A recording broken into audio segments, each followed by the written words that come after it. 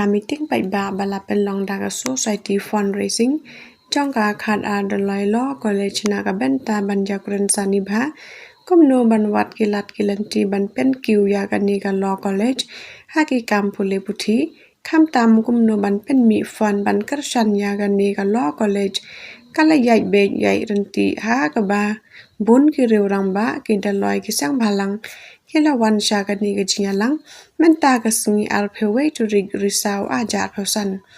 Uba SS lang chairman jong society fundraising wala pen kan mau wala Law College kamat sibun gijing Henry kum riew rangbah kim syam la kan randin Henry ki tray met batman sim man PYNKIEW ya college. KIBA bun kinakren sungi ki ro sikade ya riew rangbah long kinong kitkam jong college kila tray borba ban syakri ya samla pule KIBA pule college. KIBA one ban ai jingkren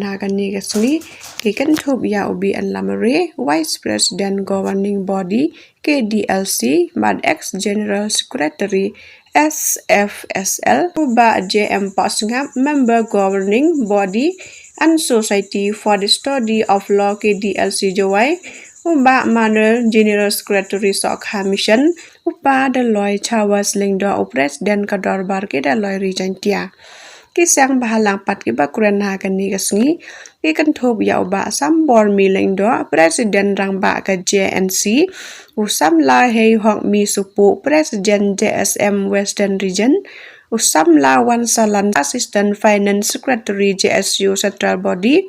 usam la hei bor mi marpet secretary environment JSM central body batna usam la bi posnem education secretary JSU central body Layak ru ya kejingkren na ikong dahun mon hadem assistant lecturer KHAD-AR Dolloi Law College bat na isam la sonita langstang ibalong isam la pule jong Law College.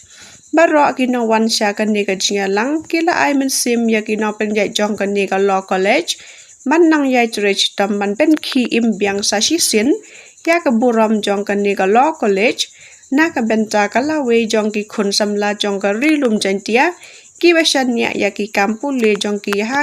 Law College.